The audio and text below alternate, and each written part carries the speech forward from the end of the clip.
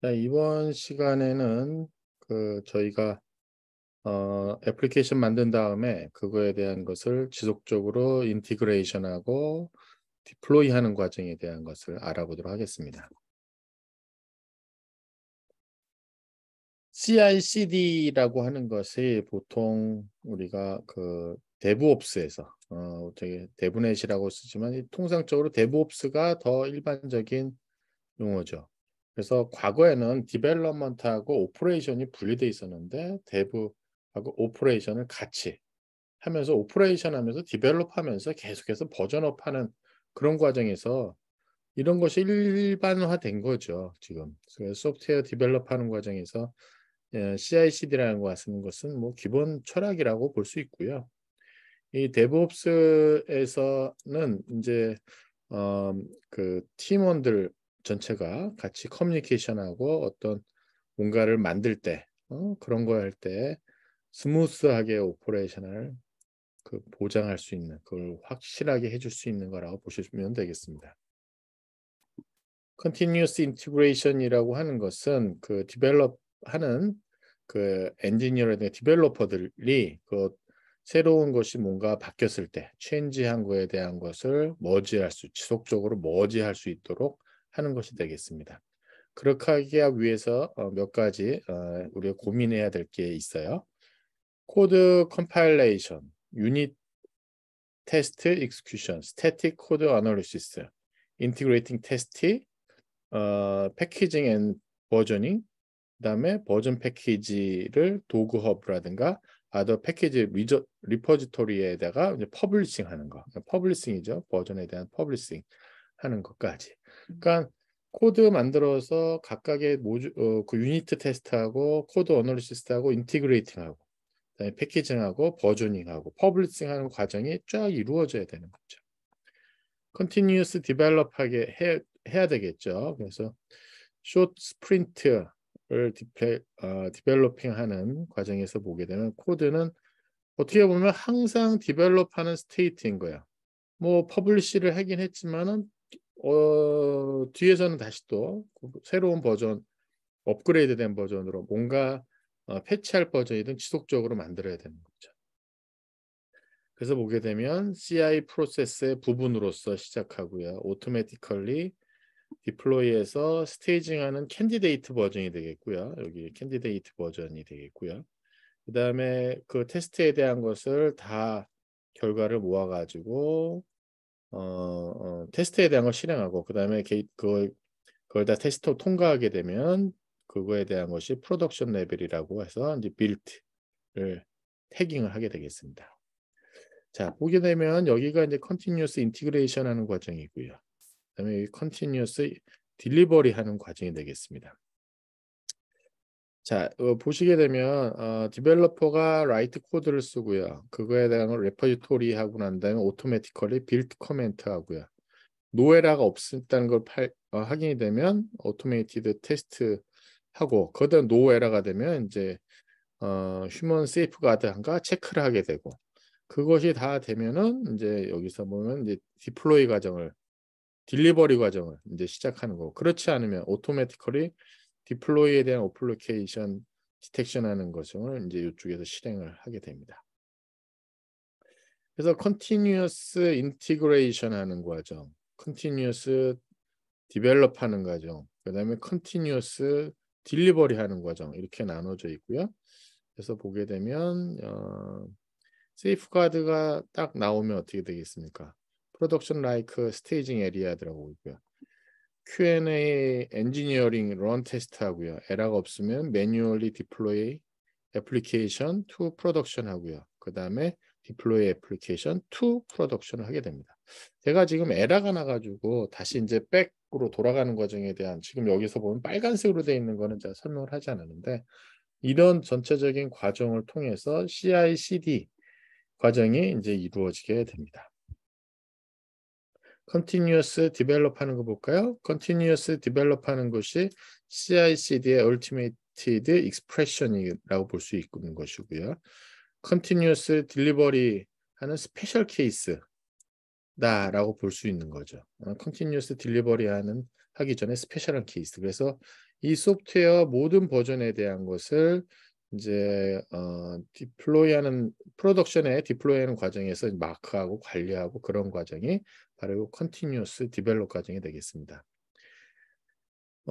프리벤팅하는 요소가 뭔지 사람들한테 전달될 때 그 프리벤팅하는 거 이런 이제 영향을 주는 것을 피하기 위해서 어떤 팩트를 리미트하기 위해서 우리가 어떤 것이 필요하면 롤링 업그레이드, 캐너리 파이프라인, 블루 그린 이 청사진 디플로이하는 청사진 블루 하는 과정이 필요하다는 거죠. 롤링 업그레이드라는 것은 롤아웃이니까 롤아웃 피어리디컬리 롤아웃 하는 거예요. 그래서 커런트 유저들한테 영향을 주지 않는 범위 내에서 리인스톨 nobody should have no 리인스톨 그걸 모르게 그러니까 리인스톨했다는 사실을 모르게 그냥 계속해서 주기적으로 하는 것이 있고요.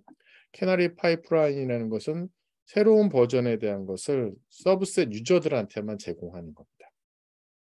그래서 그거에서 이 일부 사용자들이 만약에 그걸 프로블럼에 대한 것을 만나게 되면 그걸 이제 롤백 받는 거죠. 그래서 익스피리언스 프로블럼이 없다고 했을 때 그때 이제 프로덕션 레벨에 넘어가는 것이고요. 블루 그린에 대한 것은 뉴 인바이러먼트에 대한 것을 크리에이션 한다는 거죠. 새롭게. 그런데 만약에 올드에 대한 거는 그냥 유지하는 청사진이 아니라 블루 그린에 대한 얘기를 그래서 새로운 거에 대한 걸 새로운 코드로 그 다음에 기존 거에 대한 것은 이제 리저브하는 그런 디플로이하는 과정에 대한 것이 있겠습니다. 그래서 컨티뉴어스 디벨롭하는 과정이 컨티뉴어스 딜리버리 하는 과정이랑 같이 계속해서 같이 맞물려 있는 거예요. 이게 별도로 있는 것이 아니고 그래서 컨티뉴어스 디플로이 하는 과정이라고 하는 것은 어떻게 보면 컨티뉴어스 딜리버리의 어떤 스페셜 케이스다. 여기 메인 뉴스 보면 여기 It's a special type continuous delivery라고 보시는 게 맞습니다. 자, CI/CD를 함으로써 우리가 할 수 있는 게 AGL 메소돌로지를 인티그레이션한 것이고요. meantime resolution, 뭔가 문제 해결해야 되는 걸 상당히 줄일 수가 있고요. automated deploy하는 큰 장점이 있고요. disruptive future release에 대한 것을 줄일 수가 있고요. 퀄리티를 증가시킬 수 있고 time to market에 상당히 장점을 가질 수가 있습니다. 그 다음에 젠키스라고 하는 빌드 잡 하는 이그젬플을 보게 되면 이 파이프라인을 하는 디플로이 파이프라인이라고 하는 것이 대개 보면 젠키스라고 하는 툴 써가지고 이제 크리에이션 되는데 이 파이프라인이라고 하는 것 자체가 어떻게 보면 이게 보면 소스 코드에 대한 게더링하고 컴파일링하고 테스팅하고 컴파일링 에어팩트하고 이런 전체적인 거 전체 타르 파일이라든가 다른 패키지에 대한 것을 핸들링하는 것이 이 파이프라인 통해서 이제 이루어지겠죠. 그래서 이 빌트자포 젠킨스라는 것을 보게 되면 펀더멘탈 오브 젠킨스라고 하는 것이 이제 보면 잡입니다. 잡에 대한 이 프로젝트로 이렇게 쭉 기본 단위가 됩니다. 젠킨스에서. 그 잡이라고 하는 것이 보통 이제 어떤 일 해야 되는 거, 그다음에 리트리빙 하는 거, 소스 코드에서 그러니까 여러 코드에서 이제 해야 되는 잡들 하나하나에 대한 거를 이제 잡을 이제 디파인 하죠. 그래서 이 잡에 대한 것을 보게 되면 그런 것들 하나하나를 만드는 거예요. 그래서 그거에 대한 것을 패킹업하거나 어떤 서버에서 돌리는 것을 하게 되는 거죠. 그게 이거 보면은 이제 다시 좀 설명드리면 이게 젠키스라고 하는 거의 가장 기본 단위 잡입니다. 근데 잡에 대한 것이 보면 소팅한다든가 어떤 그 리퍼지토리 하는 코드로부터 어떤 코드를 특정 부분만 리트리빙 한다든가 그래갖고 하나의 스크립이라든가 어떤 프로그램이든가 툴을 하나를 만드는 거를 할 수가 있는 거죠. 그리고 그거에 대한 패킹하고 러닝하는 그런 전체적인 스텝 바이 스텝에 대한 것이 바로 젠키스에 대한 그 빌트 잡에 대한 이그젬플이 되겠습니다. 여기 이제 그 절차가 하나하나씩 나오네요. 이걸 보시면 더 분명해질 것 같아요. 여기 보면 GitHub으로부터 샘플 애플리케이션 버전에 대한 리트리브를 하는 심플 잡을 크리에이션 하는 겁니다. 그러고 난 다음에 그걸 빌트해서 하는 거예요. 스크립트하고 그 만드는 그런 과정이에요. 그래서 보면 create new job이라고 하는 거를 하나 크리에이션을 이 젠키스의 아이템을 새로 크리에이션을 합니다. 그 다음에 그 네임을 하나 입력을 해요. 뭐 여러분 원하는 이름을 쓰고요. 그다음에 OK를 누르게 되고요. 그다음에 소스 코드 매니지먼트 여러 개 쭉 하는 거에서 GitHub 레퍼지토리에서 쭉 찾으시고 그 소스 코드에 대한 매니지먼트하고 거기서 하나 셀렉션을 하는 거죠. 그다음에 한 다음에 add build step 한 다음에 execute 하고 난 다음에 코멘트 박스에서 build script shell 그다음에 build now 하고 하게 되면 거기에 해당하는 곳에다가 여기 마우스 옮겨가면서 해서 하게 되면 그 콘솔 아웃풋에 그 결과가 딱 나오게 됩니다. 그 다음에 두 번째 잡에 대한 게 뭐겠냐면 이게 잘 되고 난 다음에는 그 젠키스 링크를 클릭한 다음에 뉴 잡을 또 하나 크리에이션 하고요. 여기 이름을 제가 테스트 앱 잡이라는 이름을 하나 넣어가지고 만들었어요. 그 다음에 이번에는 소스 코드 매니지먼트에서 옵션을 선택하는데 여기는 특별한 옵션이 없이 그냥 빌트 앱 잡을 그냥 선택을 하면 되겠네요. 여기는 이제 테스트 앱 잡이 되고요. 여기는 빌트 앱 잡에서 그리고 난 다음에 빌트 스텝에 여러 스크립트에서 실행을 하게 되겠고요. 그거에 대한 것이 IP 어드레스에 대한 거 쓰는데 거기 서버에 대한 것을 선택을 해서 쓰게 됩니다. 그래서 여기 보기는 127.17.0.1이라고 하는 젠키스 서버에서 여기 하나 이그젠플이니까 여러분 그 뭐죠? 우리 그 버추얼 머신에서 그대로 다 실행이 됩니다. 그 다음에 그거에 대한 것이 true로 리턴이 되는지를 먼저 확인하시면 되겠습니다. 자, 그거에 대한 과정이 우리 버추얼 머신에서 실행을 해볼 수가 있습니다. 제가 쭉 설명하는 것보다 이거 여러분이 한번 해보시면 아 이렇게 동작하는구나 라는 것을 확실히 아실 수가 있습니다. 자, 다음은 저희가 애플리케이션 디벨롭하고 시큐리티에 대한 네트워크를 알아보도록 하겠습니다. 자, 여기 보시게 되면 네트워킹 어카운트에 대한 거 클라우드라든가 컨테이너 디플로이 하는 쪽에서 이제 네트워크 어카운트에 대한 내용을 저희가 알아보려고 하고 있습니다. 그러니까 이전 모듈에서 저희가 네트워크를 많이 봤어요. 공부했어요. 양이 조금 많았던 양이었는데 근데 그런 환경까지도 클라우드 환경에서 고민하면서 여러분이 이제 컨피규레이션 해주고 디플로이 할 때, 디벨롭 할 때 그거에 대한 것을 이제 환경 설정을 해주셔야 됩니다. 그렇게 하기 위해서 여기서 이제 고민하셔야 될 사항들을 소개하고 있는 거예요. 어떤 거를 하고 있느냐 보게 되면 파이어월, 로드 밸런스, DNS 그다음 플락시에 대한 것도 리저브 플락시니까 우리가 보통 플락시라고 하게 되면 다른 쪽에서 뭔가 서비스하는 걸 대신하는 거잖아요. 리저브 플락시는 반대예요. 나를 위해서 하는 대리인인 것이에요. 자, 방화벽이라고 하는 거에 대한 거는 뭐 이제 많이들 아실 거예요. unauthorized access가 못하도록 하는 것이 방화벽이라고 하는 모듈 혹은 어플라이언스가 되는 것이고요. 이것은 여러 가지 형태로 구현이 돼요. 하드웨어 장치로 달 수도 있고요. 혹은 뭐 OS 내의 어떤 애플리케이션으로 동작할 수도 있어요. 가장 기본적인 것은 IP 어드레스를 보고 나서 소스나 데스티네이션 어드레스 보고 나서 그거를 필터링하고 블락킹하고 포워딩에 대한 거를 하게 됩니다. 혹은 뭐 포트 번호 갖고 나서 한다든가 그것이 가장 기본적인 거예요. 그래서 그거에 대한 룰을 정하죠. 이걸 넘길 건지 말 건지에 대한 것을 각 계층에 대한 걸 하고요. 그래서 보시게 되면은 여기서는 1번 허락하고 1번은 여기 방화벽에 보게 되면 여기서 TCP가 80번 이게 HTTP죠. HTTP고요. 이거 HTTPS고요. 그 다음에 SSH가 22번일 거예요. 근데 이 중에서 방화벽에 얘는 블락킹하고요. 그 다음에 HTTP 블락킹하고요. HTTPS만 우리 웹서버만 들어오게 해주고 있는 걸 보실 수가 있습니다.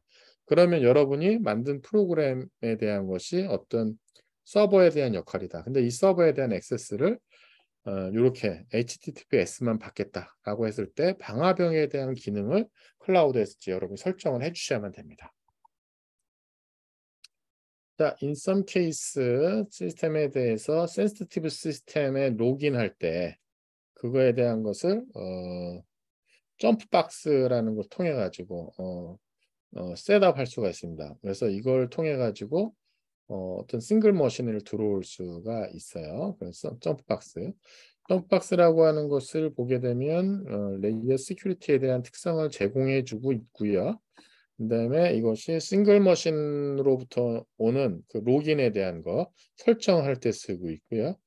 그다음에 서버에 먼저 퍼스트를 하고 퍼스트 서버에 로긴하고 그다음에 거기서 다른 머신 들어가는 걸 할 수가 있어요. 그래서 보시게 되면 지금 이 그림에서 보시게 되면 점프박스 여기가 있네요. 22, 443에 대한 것에 중에서 얘가 이 점프박스가 이렇게 와서 요거에 대한 걸 이렇게 돌아가게 해주는 것이 점프박스예요. 여기 제너럴 서버 22번에 대한 건 블락킹이 되는데 여기 점프박스에 통해서 얘 통해 가지고 얘가 22번이 들어가는 걸 볼 수가 있습니다. 그 다음에 얘는 직접 오니까 얘도 안 되는 거예요. 22번씩 SSH가. 나머지 443번은 얘가 다 통과하게 했으니까 어느 쪽에서 오든 443번은 다 통과하게 했어요. 점프박스는 그거에 대한 것을 시큐어하게 사전에 허락을 해준 장비라고 보면 되겠습니다. 그래서 여기서 오는 것은 이 방화벽에서 이제 바이패스 시켜주는 그런 거라고 보시면 될 것 같아요. 네, 로드 밸런스 볼까요? 로드 밸런스라는 게 진짜 트래픽을 분산시키는 겁니다. 그래서 우리 서버 쪽에 그 부담을 좀 줄여주는 거죠. 저기 보이게 되면 로드 밸런스 우리 서버가 분산 서버가 있습니다. 이것이 어떻게 보면은 피지컬하게 서로 다른 지역일 수도 있고요. 한 피지컬 안에 서버가 3개가 있을 수도 있어요. 뭐가 됐든 간에 로드 밸런스는 트래픽을 분산시키는 거예요. 그럼 이 서버들은 다 똑같은 기능을 하는 미러링 돼 있는 상태예요.